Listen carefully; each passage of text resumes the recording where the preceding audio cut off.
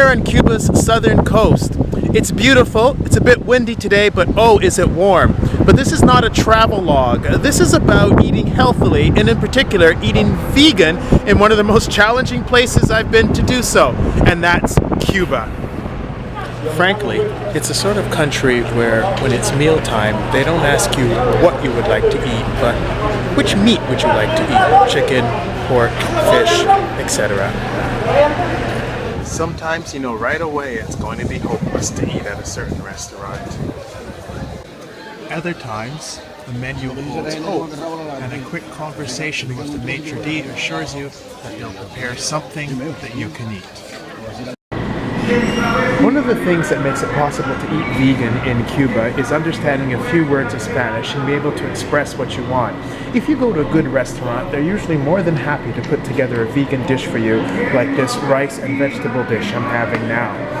Knowing a few words in Spanish, particularly the words you need to express no meat, no fish, vegetables, those sort of words are really useful travel vocabulary, along with the usual things, your numbers, please, and thank you. Having a friend along who can speak some Spanish and help out is also a good idea. Hi.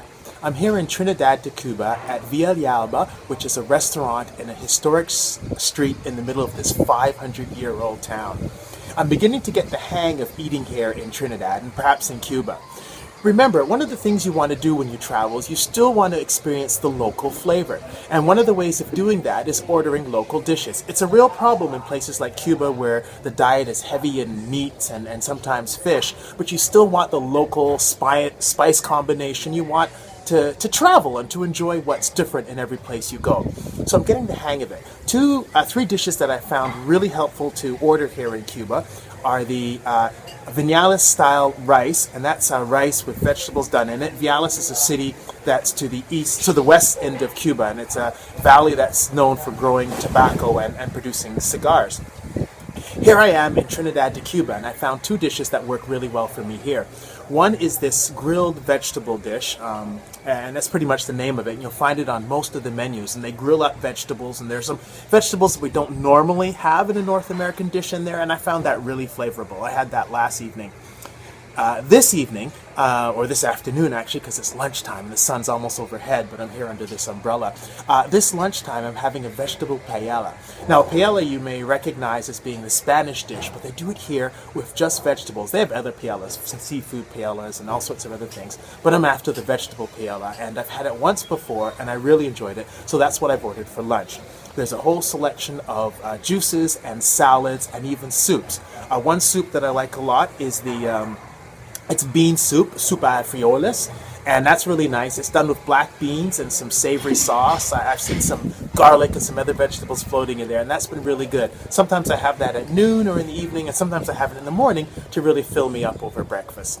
And so eating vegan in Cuba is possible. You won't have the ropa vea, which is one of the national dishes because it's based on meat, but you can still experience some of the flavor and excitement of Cuban cuisine.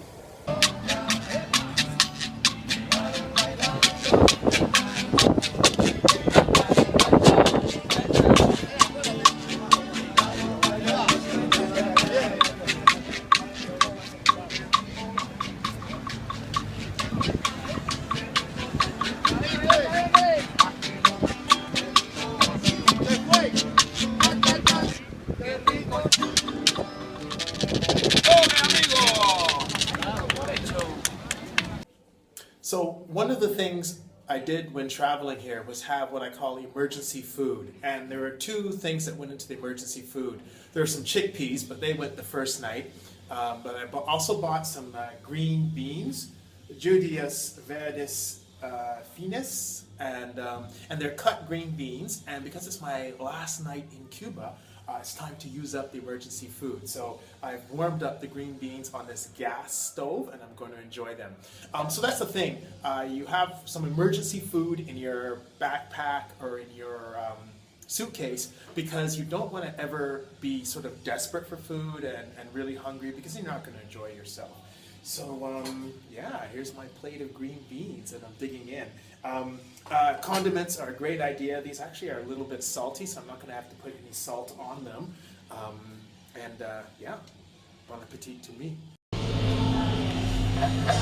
The other thing that went into my emergency food along with the green beans were these digestive cookies. Unlike the digestive cookies I find most often at home, these ones actually don't have any animal fat or anything in them, so they're pretty good. And they're a little bit sweet because I don't do mini desserts, so they'll go with the green beans afterwards. Yeah, time to use up all the emergency food. Okay, finally it's time for the secret ingredient about traveling successfully and as a vegan, that is know when to take supplements. If you're in North America and you're eating or drinking a lot of products that are intended as milk or meat replacements, the chances are they already have vitamin B in them. It's a supplement that's fairly common in North America, meaning Canada and the United States. Outside of that, if you're traveling as a vegan and you're not taking any of those commercial or those packaged products, you may want to be careful with your vitamin B, in particular your B12. Now, I'm not recommending across the board vitamin supplementation. There's not a lot of evidence out there, none that I know of, that suggests that it's easy to get a vitamin deficiency. It's actually difficult to be deficient in vitamins if you're eating a variety of fruits and vegetables, legumes, etc. And that's exactly what you're going to be doing if you're traveling as a vegan. Is you're going to be eating a variety of fruits and vegetables, legumes, nuts, etc. Anything you can get your hands on. So you're probably not going to be deficient on vitamins and minerals. However, vitamin B is one of the ones where we're not sure, the literature isn't very clear on what good plant sources there are. As a result, I'm recommending supplementation. It's also one of those vitamins I'm really comfortable recommending because it's virtually impossible to get too much of it. It's water soluble. If you take too much of it, it simply gets flushed out in your urine, and your urine will be a little bit yellow, but no harm is done, absolutely none.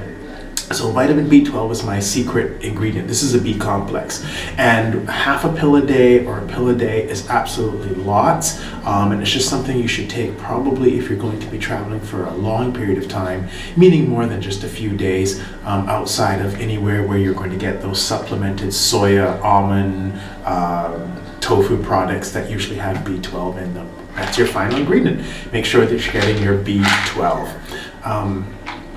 So this has been Roger with these tips on, I guess this time it's been traveling as a vegan. Some might say the diet that I recommended is monotonous. I don't know. In a lot of countries where you travel, people don't eat a lot of variety of foods. In North America, meaning Canada and the United States, people are very used to having something different for dinner every day. And that's a real luxury, first world problem if you don't have something different for dinner every day. And that's something we should really examine in our lifestyle. Because in a lot of places in the world, they don't have something different every day. I'm not saying they're always eating the same things, but this idea that you've got 3 different meals a day and it's constantly a different variety of foods is really not the reality for most people. And maybe it's something you want to be aware of when you're traveling, that other people's reality and the local reality is something you should pay attention to, and if you're traveling, maybe experience. All right, that has been my tip on fitness, health, and nutrition, traveling vegan, a supplement with B12.